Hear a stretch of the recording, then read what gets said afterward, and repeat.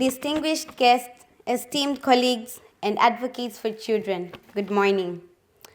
It is with great honor and humility that I stand before you today at the UNICEF Annual Flagship Conference here in Denmark. My name is Madina Kimaro, and I'm a passionate advocate for environmental conservation, sustainability, biodiversity, and youth empowerment. I am here not only as an individual, but as a voice for the millions of children whose future are being shaped by the impacts of climate change. Beginning my journey, I grew up in a region called Arusha, mostly known as the Geneva of Africa. Arusha is a place where nature's beauty and the harmony of communities living with their surroundings are apparent. I remember the lush landscapes, the towering mountains, and the sense of interconnectedness between the people and the earth. But as I grew older, I started noticing the subtle changes: deforestation, land degradation, the loss of species, and slowly I began to see the impacts of climate change creeping into my world. I witnessed firsthand the consequences: soil erosion, water scarcity, the disappearance of resources that were once abundant. For the people in my community, these were not just environmental concerns. They were urgent issues affecting their livelihoods. The very ecosystems they depended on were unraveling. At 17, freshly graduated and full of hope, I realized that climate change was not an abstract concept. It was a crisis that was already here. So I took action. I started small, planting trees, growing crops, engaging with others to raise awareness on climate change. But those small steps evolved into something much bigger, something that will become my lifelong mission: restoring balance to our environment and ensuring a sustainable future for generations to come. A turning point in my advocacy in 2022, I was honored to be named a climate change advocacy champion by the Tanzania Girl Guide Association. This moment was a turning point for me because it marked the beginning of my journey as an advocate for young girls in climate discussions. One particular moment stands out. I was invited to represent African girls at a high-level dialogue on nutrition financing in Lesotho. There, I spoke passionately about how climate change intensifies malnutrition, particularly for girls in rural areas. It was a pivotal experience, one that strengthened my belief that young people must play a central role in climate action, especially for the girls.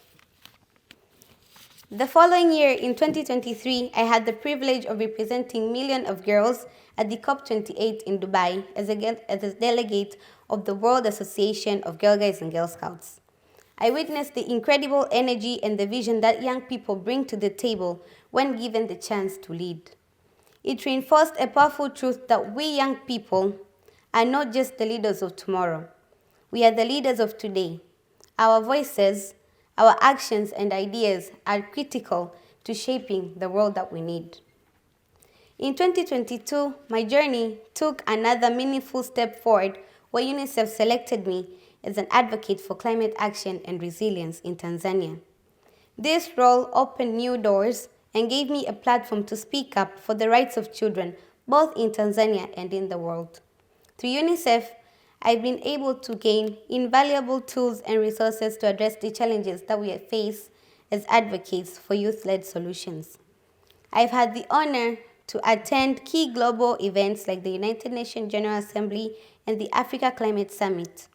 These experiences underscored the urgency for our collective actions and deepened my belief in the power of youth-led climate action. Here at the UNICEF Annual Flagship Conference in Denmark, I am inspired by the passion and the commitment of so many young people eager to create meaningful change. After gaining invaluable international experience and exposure, I felt a deep calling to create something meaningful, a platform that could directly address the climate crisis. Therefore, in 2023, that vision came to life with the founding of the Madina Climatic Organization, alongside with my trusted colleague, Mr. Nesmo Mshana, and the invaluable support of the Ojamlax Group in Tanzania. We set out on a mission to tackle the most pressing issues of environmental challenges facing the northern circuit of Tanzania. This region, home to Arusha, Kilimanjaro, Tanga, and Manyara, holds a deep place in my heart. It is a place where tourism, agriculture, mining, and fishing have long been the backbone of the economy. But we quickly discovered how vulnerable these industries are to the escalating impacts of climate change. As we dug deeper into the region's environmental issues, the realities became undeniable. The very natural resources these industries relied on, the forest, the river, the fertile land, are being depleted at an alarming rate. This is why we took action, launching 3 transformative projects: the Madina Forest Conservation Project, the Water Conservation Project, and the Waste Management Projects. These initiatives are not just about preserving the environment. They are about securing a future for generations to come.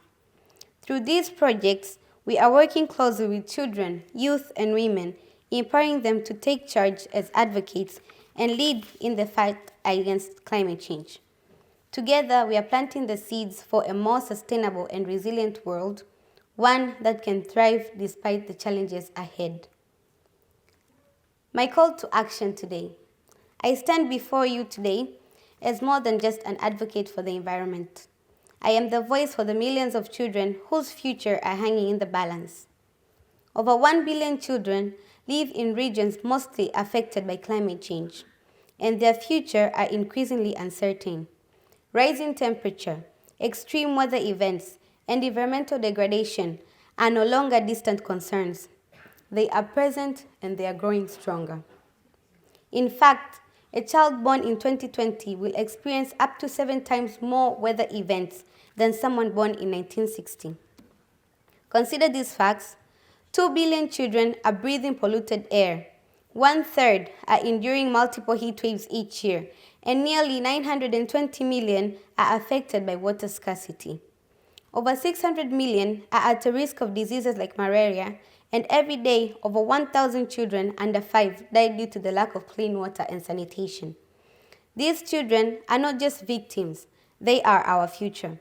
The vulnerability, however, is compounded by their developing bodies. Their lungs, their immune systems, the ability to cope with heat stress or respiratory diseases are still growing. They are uniquely vulnerable to the climate crisis, and they deserve more than our sympathy. They deserve action. Moreover, climate change isn't just jeopardizing their health, it is robbing them of their future.